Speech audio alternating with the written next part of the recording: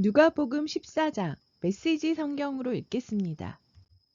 한 번은 예수께서 바리새인의 최고 지도자들 가운데 한 사람과 안식일 식사를 하러 가셨는데 손님들이 모두 그분을 주시하며 일거수일투족을 살폈다.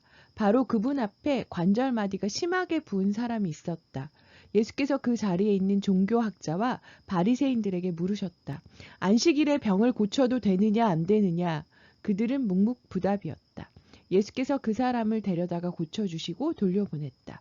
그리고 나서 말씀하셨다. 여기 있는 사람들 가운데 자기 자식이나 가축이 우물에 빠졌는데 당장 달려가서 끌어내지 않고 안식일이냐 아니냐를 따질 사람이 있느냐? 그들은 대답할 말이 없었다. 소외된 사람들을 초대하여라. 예수께서 식탁에 둘러앉은 손님들에게 계속해서 이야기해 주셨다. 사람들이 저마다 밀치고 상석에 앉으려는 것을 보시고 예수께서 말씀하셨다. 누가 너를 저녁 식사에 초대하거든 상석에 앉지 마라. 주인이 너보다 더 중요한 사람을 초대했을 수도 있다. 그런 경우에 주인이 와서 모든 사람 앞에서 큰 소리로 당신은 자리를 잘못 잡았소. 상석은 이 사람의 자리요. 할 것이다. 그러면 너는 부끄러워 얼굴을 붉히며 마지막 남은 맨 끝자리로 가야 할 것이다. 저녁 식사에 초대받거든 맨 끝자리에 앉아라. 그러면 너를 초대한 사람이 와서 친구여 앞으로 나오시오 하고 반드시 말할 것이다. 그 일이 저녁 식사에 온 손님들에게 화제거리가 될 것이다.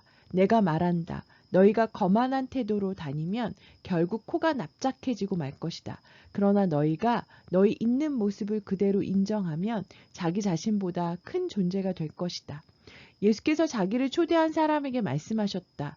다음번에 내가 저녁 식사를 베풀거든 내 친구와 가족과 잘 사는 이웃들, 곧 호의를 갚을 사람들만 초대하지 마라.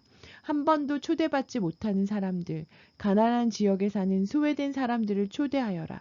그러면 내 자신이 복되고 또한 복을 경험하게 될 것이다. 그들은 호의에 보답할 수 없겠지만 하나님의 사람들이 부활할 때 그 호의에 대한 보답이 있을 것이다. 반드시 있을 것이다. 초대받은 손님 이야기. 그 말에 손님 가운데 한 사람이 응답했다. 하나님 나라에서 저녁 만찬을 먹게 되는 사람은 정말 복이 있습니다.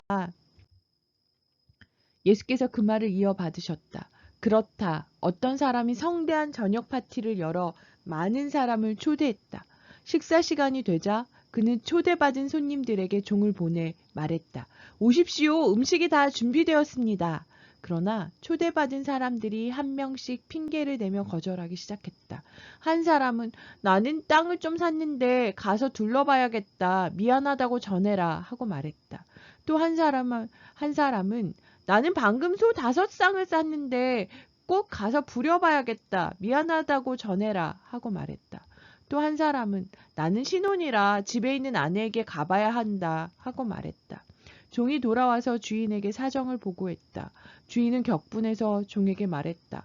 어서 시내의 큰 길과 골목길로 나가거라. 가서 제대로 된 식사를 필요한 사람들, 소외된 사람들과 노숙자와 불쌍한 사람들을 눈에 띄는 대로 모아서 이리로 데려오너라. 종이 다시 보고했다. 주인님, 명령하신 대로 했는데 여전히 자리가 남습니다. 주인이 말했다. 그렇다면 길거리로 가서 아무나 만나는 대로 데려오너라. 나는 내 집이 가득 차기를 원한다.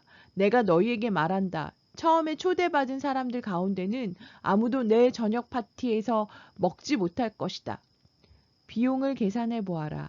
하루는 많은 무리가 예수와 함께 걷고 있는데 예수께서 돌아서서 그들에게 말씀하셨다. 누구든지 내게 오려는 사람은 아버지와 어머니, 배우자와 자녀, 형제와 자매, 그리고 자기 자신까지 내려놓지 않고서는 내 제자가 될 수 없다.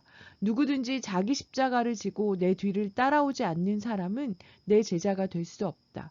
새 집을 지을 계획이라면 집을 다 지을 수 있을지 비용을 계산해 보지 않을 사람이 누가 있겠느냐. 기초만 놓았는데 돈이 다 떨어졌다면 너희는 아주 어리석은 사람으로 보일 것이다. 지나가는 사람마다 이 사람이 끝내지도 못할 일을 벌였구나 하고 손가락질하며 너희를 비웃을 것이다. 또 너희는 병사 1만 명으로 병사 2만 명을 가진 왕을 당해낼 수 있을지 판단해 보지도 않고 전쟁에 나가는 왕을 상상할 수 있겠느냐? 만일 당해낼 수 없다고 판단하면 밀사를 보내 휴전을 맺지 않겠느냐? 간단히 말하겠다. 계획이든 사람이든 너희에게 가장 소중한 것과 기꺼이 작별할 각오가 없으면 너희는 내 제자가 될 수 없다. 소금은 좋은 것이다. 그러나 소금이 맛을 잃으면 아무데도 쓸모없는 무용지물이 되고 만다. 너희는 듣고 있느냐? 정말로 듣고 있느냐? 감사합니다.